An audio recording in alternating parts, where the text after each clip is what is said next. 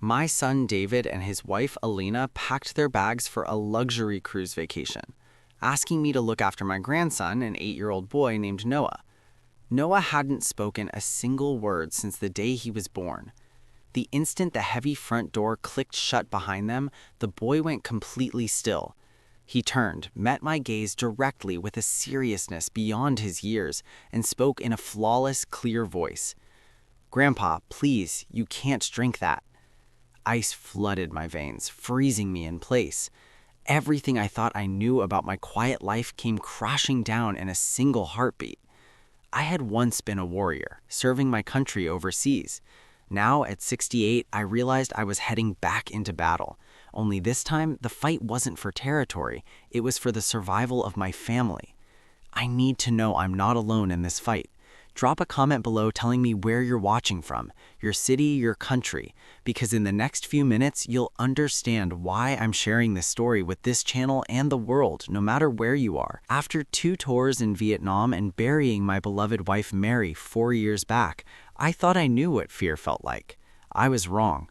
True terror isn't gunfire. It sounds like an 8-year-old boy breaking 8 years of absolute silence to tell you someone is trying to end your life. My son David pulled into my driveway just after 9 that Thursday morning, his silver sedan gleaming under the bright October sun. His wife, Alina, stepped out first. Her blonde hair was perfectly styled, and designer sunglasses were perched atop her head like a crown. "Dad, thanks again for doing this," David said, hauling their heavy luggage from the trunk. 4-day Caribbean cruise. It's our anniversary, you know. Noah climbed out of the back seat. He looked small for 8, clutching a worn-out stuffed elephant he'd carried since he was a toddler. The doctors said he would never speak. Non-verbal was the clinical term they used. But when that boy looked at you with those deep brown eyes, I always wondered if there was more going on behind them than anyone suspected. Inside my kitchen, Alina set a small decorative box on my counter. "Arthur, I prepared your special chamomile tea. It's a new blend that helps you sleep better." I nodded, though I couldn't recall mentioning any sleep trouble recently. "It is very important you drink it twice daily, morning and evening," she insisted. She lined up the pockets with careful, almost military precision. "I've made enough for the entire time we're gone. At your age, consistency matters for your health." Something flickered across her face then, quick as a snake strike. My old combat instincts kicked in, that sixth sense I developed in hostile territory decades ago. But this was my daughter-in-law talking about herbal tea. I pushed this suspicious feeling down, blaming it on my nerves. "We should go," David said from the doorway. I watched him kiss Noah's forehead, but his eyes slid away from his son's face. He couldn't quite look at him. "Be good for Grandpa," Noah told Elena. Her voice had zero warmth. "Remember what we talked about?" Noah didn't respond. He never did. They left in a blur of hurried goodbyes. I stood on my porch, Noah's small hand in mine, watching that sedan disappear down Maple Street. The morning air was crisp, the leaves just turning gold. It should have been peaceful. The moment the door clicked shut behind us, Noah's fingers clamped around my wrist, hard, urgent. I looked down. He dropped his stuffed elephant, his other hand pointed towards the kitchen, directly at that box of tea. His whole body was trembling. "Noah?" I knelt down to his level. "What's wrong, buddy?" His mouth opened, closed, and opened again. His eyes were wide, filled with 8 years of dammed-up words finally breaking free. Then he spoke. The voice was rough, unpracticed, but crystal clear. "Grandpa, please, you can't drink that." My 8-year-old grandson, who had not spoken a single word since birth, had just saved my life, and I had no idea how much more he was about to tell me. I guided Noah to the kitchen table, my hands still shaking from the shock. The boy who'd been a silent observer his entire life had spoken, and every word made my blood run colder. "Sit down, buddy," I said, pulling out a chair. I poured us both glasses of water. "Not tea, never that tea again. I need you to tell me everything. Start from the beginning." Noah's voice was still rough, like an engine that hadn't run in years, but the words came steady and clear. "I was 5, he said, looking down at his hands. "I was at the doctor's office with Mom. I saw a toy I liked, and I said, 'Mama,' without thinking, just once. The doctor heard me. I waited, my jaw clenched so hard it hurt. That night, Mom came into my room after Dad was asleep. His voice got quieter. She said if I ever spoke again without her permission, she'd send me to a special hospital, a place where I'd never see you or Daddy again. She said they give children shots there that make them sleep forever. 5 years old, threatened with death for speaking one word. I was so scared, Grandpa. His brown eyes met mine, filled with tears. So I stopped talking to everyone, about everything. How long have you been able to understand things? I asked, keeping my voice level despite the rage building in my chest like a volcano. Always, he said simply. I taught myself to read when I was 6, from the captions on TV, from your books when you'd leave them out. This boy had been trapped in a prison of silence, but his mind had been working the whole time, learning, watching, understanding everything. I listen to adult conversations, Noah continued. People think because I don't talk, I don't hear, but I hear everything. Grandpa, what did you hear about the tea? 6 months ago, Mom was on the phone in her bedroom. I was supposed to be asleep, but I heard her talking about medicine, about making you confused, about making sure you wouldn't wake up. His voice cracked again. That's when I started looking for proof. The kitchen felt too small suddenly. My daughter-in-law had been planning to eliminate me for at least 6 months, maybe longer. Why didn't you tell me before? I asked, though I already suspected the answer. She watches everything I do, everywhere I go, every time you visit. Noah's hands twisted together. This week was my first chance, when they left, when I knew we'd be alone and she couldn't stop me. 4 days, that's all the time we had before they came back, before Alina realized her plan had failed. Grandpa, Noah said, and something in his tone made me focus completely on him. I didn't just hear things. I kept papers, evidence. I've been hiding them where Mom would never think to look. What kind of papers? Her research about old people and medicine, about making people look sick when they're not, about, he paused, swallowing hard, about making sure people don't wake up. My grandson had been gathering intelligence like a trained operative for months, maybe years, and he was only 8 years old. There's more, added Noah quietly. Papers about me, too, about why she hates me so much. I thought about David's inability to look his son in the eye, about Elena's cold, sharp voice when she spoke to him. There were layers to this nightmare I hadn't even begun to understand. Noah's small hand squeezed mine. It's in my room, Grandpa. Everything she's been planning. Do you want to see it? Noah led me upstairs to his room, past the family photos lining the hallway, pictures of David's childhood, my wife Mary smiling in her garden, Noah as a baby, normal family memories hiding something rotten underneath. His room still had the dinosaur wallpaper I'd helped put up when he was 4. I'd thought bright colors might encourage him to communicate. Now I knew he'd been communicating all along, just not out loud. But Noah didn't go to his dresser. Instead, he knelt beside his wooden bed frame and slipped his small fingers into a gap beneath a floorboard he'd pried loose long ago. Mom thinks I don't understand anything, Noah whispered. She used to leave these papers on her desk when it was just the 2 of us at home. She'd make me stand there and watch her work because she knew I couldn't tell anyone. Once she got an emergency phone call and forgot to take a yellow envelope with her to the bathroom. I took it.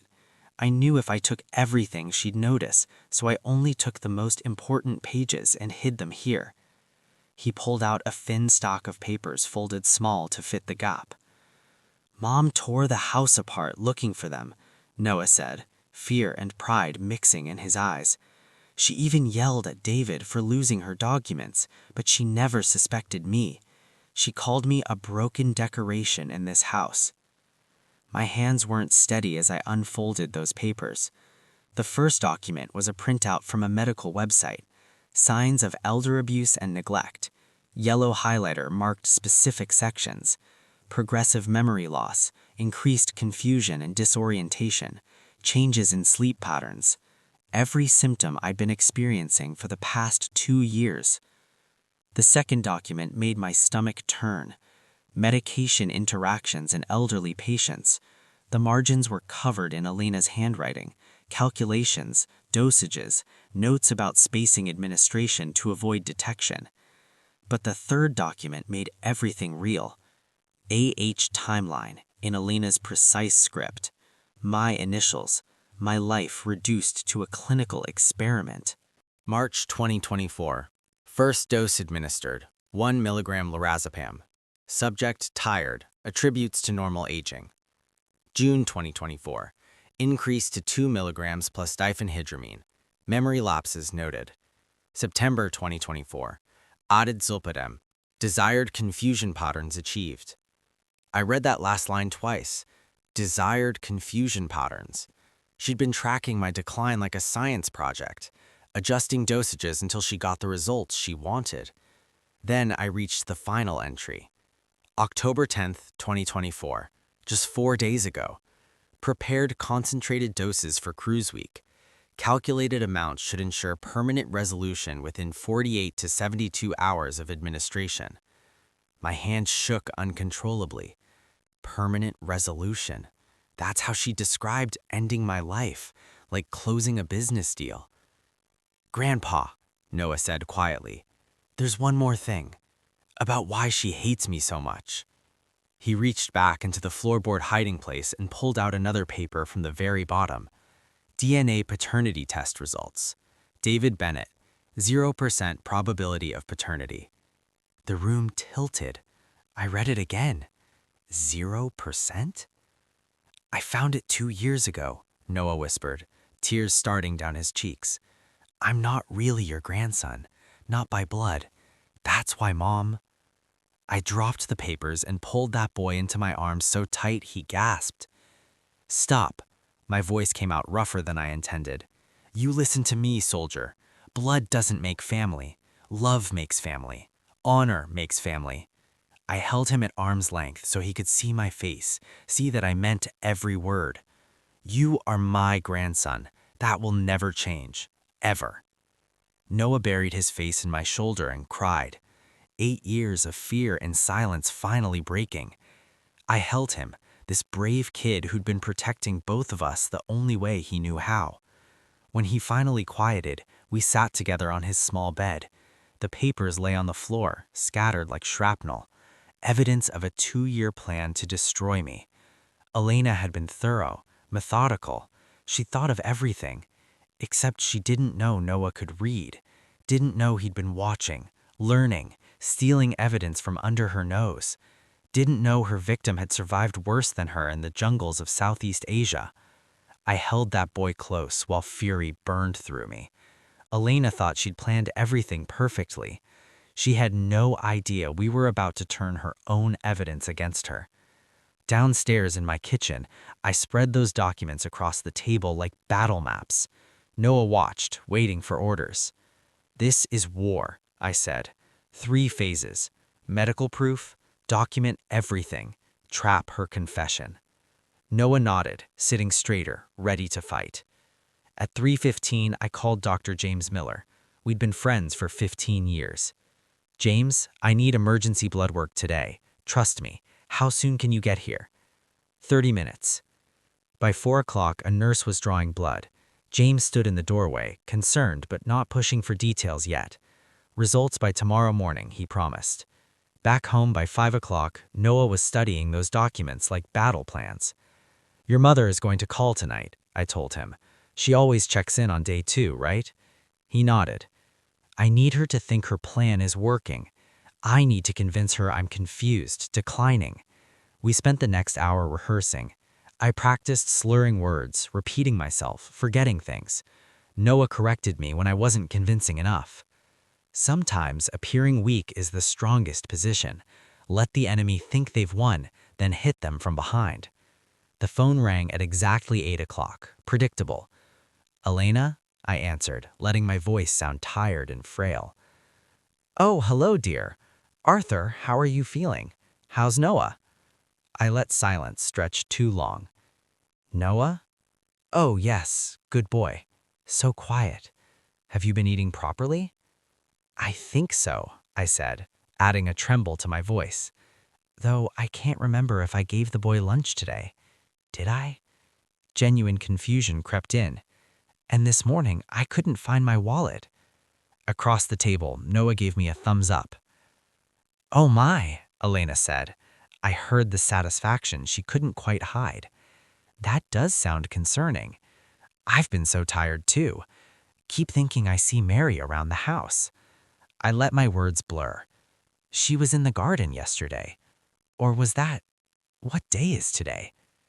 Thursday, Arthur. It's Thursday evening. Thursday, right. I repeated it slowly. Have you been drinking your tea? Her voice sharpened. Tea? Yes, helps me sleep. I sleep so much now. Is it supposed to make me this tired? That's completely normal. At your age, your body needs more rest. She talked about memory care facilities and professional help, about discussing my options when they returned. I made vague, agreeable sounds, playing a man too confused to understand his own fate. When I hung up, I dropped the act immediately. Noah stared at me, amazed. You totally believed it. 8 years you stayed silent, I said. I can act confused for 2 days. I looked at the calendar. Thursday evening. They'd return Sunday afternoon.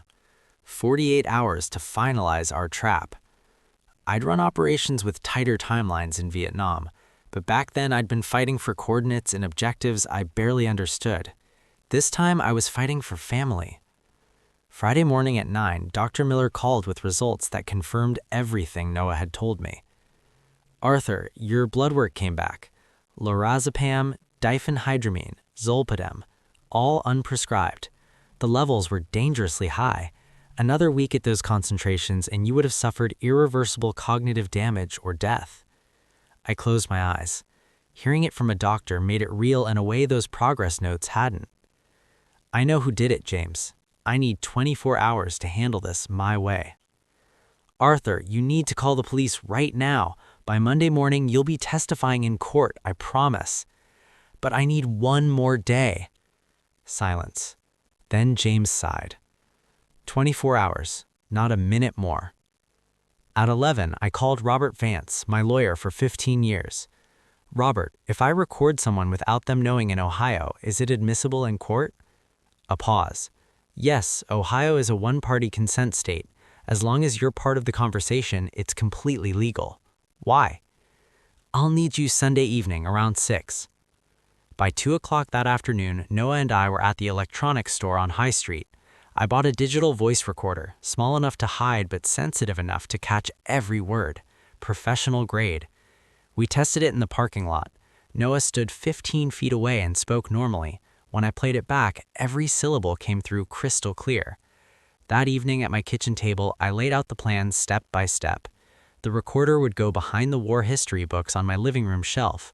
Noah would play quietly on the floor, silent and invisible like Yelena expected. When the moment came, when she'd said enough to condemn herself, he would stand up, walk to the shelf, take out the recorder, and speak. Noah's hands twisted together. What if I'm too scared? What if I can't do it? I covered his hands with mine. Soldier, you've been brave for 8 years. 1 more day, that's all I'm asking. Saturday morning, we tested the recorder repeatedly, checked the batteries, and practiced placement until Noah could do it smoothly. By afternoon, we ran full rehearsals. I practiced confusion, slurring words, and losing my train of thought. Noah practiced staying silent and still. Then we switched roles. I can talk, Noah said, his voice getting stronger with each repetition. I've always been able to talk. Mom made me too scared. Louder, I coached. Look straight at them. Every word matters. We rehearsed 5 times until his voice rang clear and confident. By evening, Noah couldn't eat much dinner. His stomach was twisted with nerves. I told him stories from Vietnam to distract him, about soldiers younger than David who'd found courage they didn't know they had. At bedtime, Noah looked up from his pillow. Grandpa, what if everything goes wrong tomorrow? Then we adapt, but it won't. The truth is on our side and we have the evidence to prove it. Noah fell into a fitful sleep.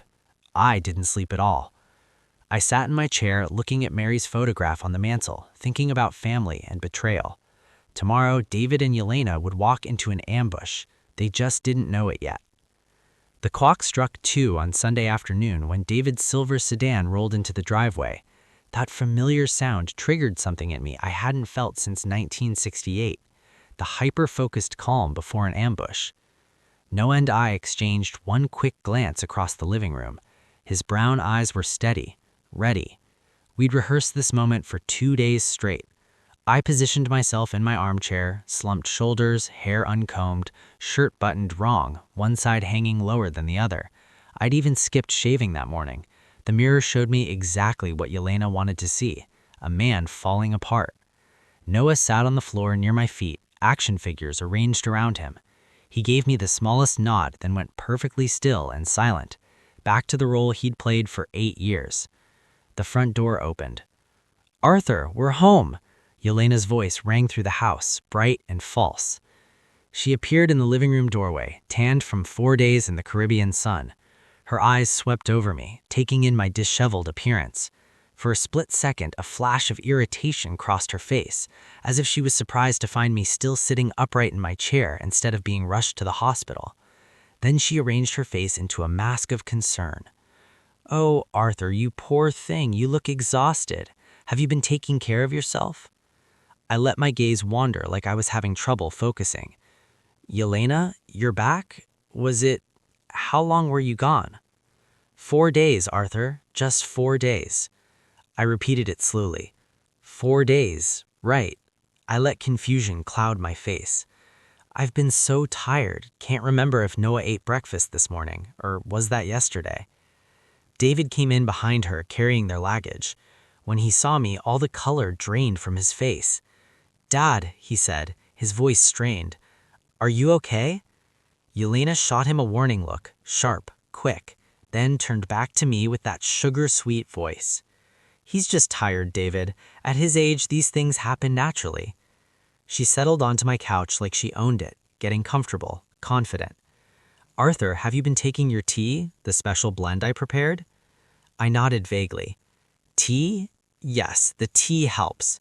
I sleep so much now, all the time sleeping." "That's good." She couldn't quite hide the pleasure in her voice. "That's very good. Your body needs rest." She turned to David. "See what I mean? He's clearly declining faster than we thought. We really need to have that conversation we've been putting off." David opened his mouth. "Yelena, maybe we should—" "Yelena," she cut him off, hard, final. "Your father needs help, professional help." She turned back to me, and now the mask was slipping. Now I could see what was really underneath. "Arthur, how would you feel about a place where nurses could watch over you, where people could make sure you're safe?" I made my voice small, defeated. "I don't want to be trouble, a burden to you kids." "You're not a burden." The words were right, but the tone was all wrong. But nature takes its course. Some people your age simply fade faster than others, especially when they're not as sharp as they used to be. She was warming to her subject now, getting bolder. "A memory care facility would be best for everyone. Then we could handle your affairs properly. The house, the finances, all those complicated things you don't need to worry about anymore." David shifted uncomfortably in the doorway. "Elena." She ignored him completely. "Everything will be so much simpler," she continued almost to herself, "once the proper arrangements are made." The recorder behind those books on my shelf was catching every word, every cold calculation, every piece of evidence we needed. I sat there playing my part, the confused old man, the easy victim, letting her think she'd won. That's when Noah stood up, slowly, deliberately, and he didn't walk toward me, he walked toward the bookshelf. Elena's voice cut off mid-sentence. Noah walked to the bookshelf, reached behind the old war books, pulled out the digital recorder, turned to face his mother, and spoke. This has been recording since you walked in. Elena's face went white. And I can talk, Noah said, his voice clear and steady. I have always been able to talk. Silence crashed through the room like a physical weight. Elena's mouth opened. That is impossible. You are mute. The doctors you lied to, Noah said. I pretended because you said you would hurt Grandpa if I spoke. David stared at his son, stunned. You can really? I stood up, dropping the confused act entirely. The boy has been able to speak his entire life, just like I have been completely lucid for 5 days. Elena stumbled backward. You are not confused? Not even a little, I said coldly. Turns out stopping your drugged tea works wonders. I do not know what you mean. I pulled the manila folder from beside the chair. We have your documentation right here. Your research, your drug studies, your progress notes. I read aloud. October 10th. Prepared concentrated doses for cruise week. Permanent resolution within 48 to 72 hours. I looked up. That is how you described ending my life. David's face drained of color. Dad, no, she would not. She has been poisoning me for 2 years, I said. Lorazepam, diphydramine, zolpidem. Dr. Miller ran a blood panel. It's all documented. The recorder caught everything, every word you said today. I reached into the folder again. But you want to know the worst part, Elena. I found the DNA test. I held it up. Noah is not David's biological child. You trapped my son with another man's child. David's face told me he had known. Noah stepped forward. I found it 2 years ago. I know I'm not really a Bennett. I turned to him, my voice firm. You are a Bennett soldier. Blood does not make family. Honor does. Elena's face twisted with rage. That bastard ruined everything. I never wanted him. She realized what she had just admitted. And you were supposed to fade away quietly. The tea was working until... She lunged toward Noah. If you had just stayed silent. I moved on pure instinct, stepping between them and catching her wrist. Touch that boy and it will be the last thing you do. Elena thrashed against my grip. Let go! He is not even your real grandson. I held her with the same steady grip I had used to hold a rifle 50 years ago. That boy has more honor than you could have in 10 lifetimes. I looked at Noah. Call 911, soldier. Attempted grievous bodily harm and elder abuse. Noah ran to the kitchen phone. David collapsed into the chair. Dad, I'm sorry. I didn't know she would actually... I thought she was just talking. You knew enough, I said. You knew about the boy. You knew she was doing something. You chose silence. She threatened divorce, to take everything. I was trapped. So you let her silence your son for 8 years, poison your father. You became complicit. Noah called from the kitchen. They're coming, Grandpa. 5 minutes. The sirens grew louder. Elena stopped struggling when she heard them. Noah stood behind me, his hand gripping my shirt. We had survived. But looking at my son crumbled in that chair, the pain of that was almost equal to the betrayal. The wheels of justice turned slowly, but when they reached Elena, they ground everything she had built on lies into dust. By Sunday evening, the flashing lights of police cruisers illuminated my front lawn as officers led Elena away in handcuffs. She screamed that I had manipulated Noah, that the boy was mentally ill, that I was senile. The officers said nothing. They had heard the recording. David rode in a separate car for questioning. His face was gray, the face of a man who realized too late the cost of his cowardice.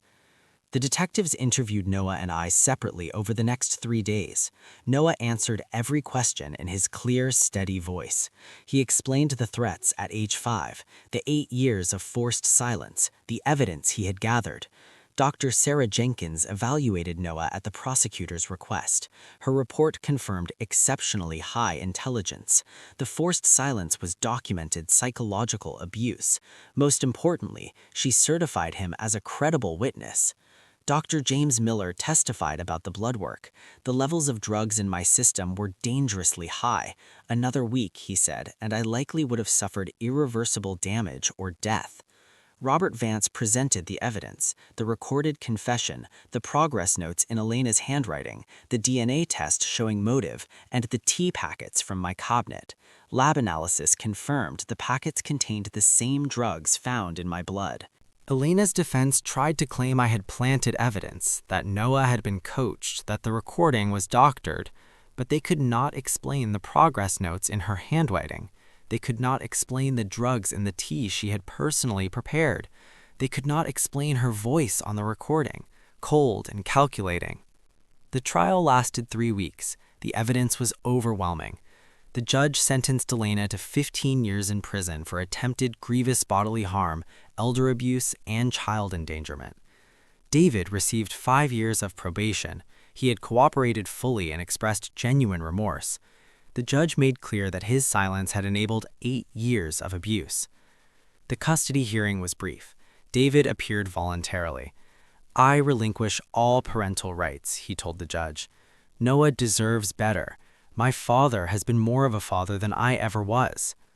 The judge granted me full legal guardianship. A month later, I visited David at the county jail. He looked 10 years older. How is he? David asked. Noah? Talking non-stop, thriving. David's eyes filled with tears. Good, that is good, Dad. I was so weak. I know that does not excuse. No, I said, it does not. You let her hurt that boy for 8 years. You let her poison me. You were a victim at first, but then you became complicit. I will live with that forever. But can you tell him I love him, even though I failed? I was silent for a long moment. I will tell him. Whether he forgives you is his choice, but yes, I will tell him. Thank you, Dad, and thank you for being strong when I could not be. I left without looking back. I would not visit again. 6 months later, as spring gave way to early summer, Noah and I had built something I thought I had lost when my wife passed, a family, bound not by blood but by choice and survival. There is a difference between surviving and living. Noah taught me that difference. On a Saturday morning in late April, Noah and I sat on the dock at the local reservoir, fishing lines cast into water that reflected the pale blue sky. The air smelled like fresh grass and possibility. My science presentation on sound waves got the highest grade in the class, Noah said, his voice animated. Mrs. Brooks said it was the best she had ever seen from a 3rd grader. I smiled. Not surprised, soldier. You were making up for lost time with that voice.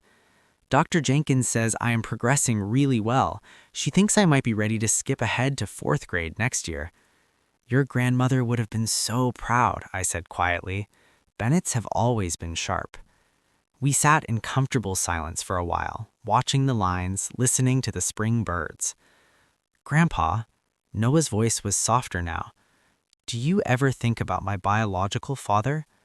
I did not hesitate. No, because I am looking at my grandson right now. But we do not share blood. We share something stronger than blood. Blood is an accident of birth. Family is who you are willing to fight for. We did that. That makes us family in the truest sense. Noah was quiet for a moment. Can I still be a Bennett? I turned to face him fully. Son, you earned that name. You showed more courage than most soldiers I served with. You are a Bennett because you acted like a Bennett when it mattered most. His eyes brightened. I want to be like Dr. Jenkins when I grow up, help kids who cannot speak because they're too scared. My throat tightened. You will do extraordinary things, Noah. You understand them in a way no one else can. Can you think I really can do it? You survived 8 years and saved both our lives. You can do anything. Noah's fishing rod suddenly jerked hard. His eyes went wide. I got something. We both grabbed the rod, working together to reel in whatever he had hooked. The line fought back, bending the rod in a sharp arc. "Easy now," I coached. "Let it tire itself out first." After a minute of struggle, a small bass broke the surface, twisting in the sunlight. Noah laughed with pure joy, a sound I would never take for granted. We brought the fish to the dock and I showed Noah how to release it properly, supporting its weight in the water until it swam away. "Grandpa," Noah asked as we reset the lines, "do you think Dad will ever visit?" I considered the question carefully. "I don't know. Your father is facing his own guilt, but we are okay. Better than okay." "Yes," Noah said simply, "we are." The sun climbed higher, a breeze rippled across the water. Noah hummed quietly as he watched his line, a sound he had been denied for 8 years. The army taught me duty. My son taught me about disappointment. But Noah taught me the real meaning of family. Not who shares your blood, but who shares your battles. 2 weeks ago, Noah had his first session with Dr. Jenkins where he talked about wanting to help other children someday. She told me afterwards that his empathy and insight were remarkable, that trauma, when survived, can become strength. David sent a letter from jail. I haven't opened it yet. Maybe I will. Maybe Noah will want to read it someday. But that's a choice for another day. At 68, I found my purpose again. Not as a soldier, not as a disappointed father, but as the grandfather of a boy who found his voice and saved both our lives. Some families are born. Ours was forged in battle, and that makes it unbreakable. Looking back at everything that happened, I want to share something with you. This true story is not just mine. It belongs to every grandparent who has ever felt powerless, every child who has ever been silenced. Don't be like I was. I ignored the warning signs. I dismissed that uneasy feeling when Elena smiled too sweetly. I trusted blindly when I should have questioned. If you sense something is wrong with a loved one, especially an elderly parent or a quiet child, investigate immediately. Do not wait for proof to fall into your lap like it did for me. Thank God Noah found the courage to speak. Thank God I had enough clarity left to listen. And thank God we had each other when everything fell apart. Without divine intervention and that boy's extraordinary bravery, I would not be here telling you this story. The lesson Noah and I learned is this: family is not about DNA. It's about who stands beside you when the battle comes. Blood may connect you by accident, but love and honor connect you by choice. We fought for each other. That made us unbreakable.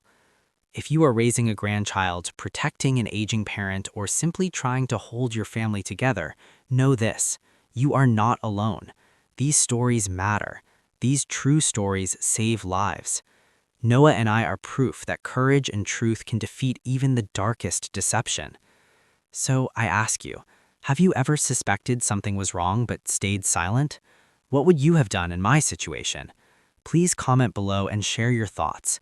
If this story touched your heart, hit that subscribe button so you never miss another story like ours. And share this video with someone who needs to hear it, because sometimes the most important battles are fought inside our own homes. Thank you for listening. Stay vigilant, stay strong, and always choose love over silence.